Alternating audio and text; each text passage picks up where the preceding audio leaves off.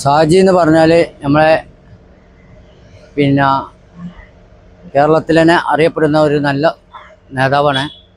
ഷാജി നല്ല ഭൂരിപക്ഷത്തിൽ, കുഞ്ഞാപ്പനെക്കാട്ടി കൂടുതൽ ഭൂരിപക്ഷത്തിൽ ഇവിടുന്ന് ജയിക്കും എന്നാണ് ഞങ്ങൾ പറയുന്നത്. കുഞ്ഞാപ്പ നമ്മളെ മണ്ഡലത്തിൽ നിന്ന് മാറുമെങ്കിൽ ഷാജി ഇവിടെ വരുമെന്ന് ഒരു വർഷം മുന്നേ നമ്മളെ സുഹൃത്തുക്കളോടൊക്കെ നമ്മൾ പറഞ്ഞിട്ടുണ്ട്. അത് പ്രാബല്യത്തിൽ വന്നു. നമ്മളെ പാണക്കാട് സാദിഖ് അലി സംഘങ്ങൾ കുഞ്ഞാപ്പ ഈ മണ്ഡലത്തിൽ നിന്ന് മാറിയപ്പോൾ നല്ലൊരു സ്ഥാനാർത്ഥി, കുഞ്ഞാപ്പനെ പോലത്തെ നല്ലൊരു സ്ഥാനാർത്ഥിനെ വേങ്ങര മണ്ഡലത്തിൽ തന്നിട്ടുണ്ട്. ആർജവമുള്ള, തണ്ടോടമുള്ള ഒരു സ്ഥാനാർത്ഥിയാണ് ഷാജി.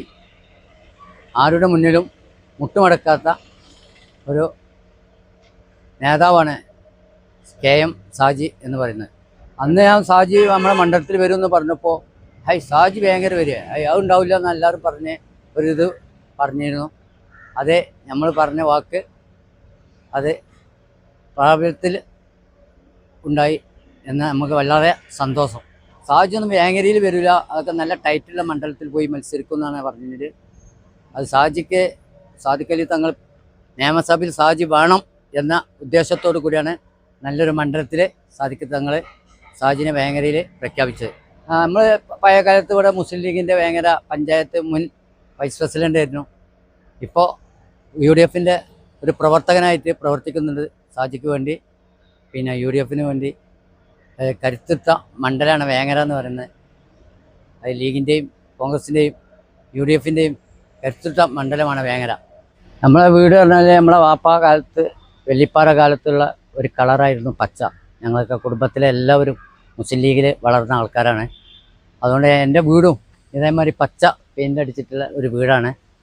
ഈ ഏരിയയിൽ തന്നെ പച്ച പെയിൻ്റ് അടിച്ച ഒരു വീടുണ്ടെങ്കിൽ എൻ്റെ വീടായിരിക്കും. അത് എല്ലാവർക്കും വന്നാൽ കാണാം.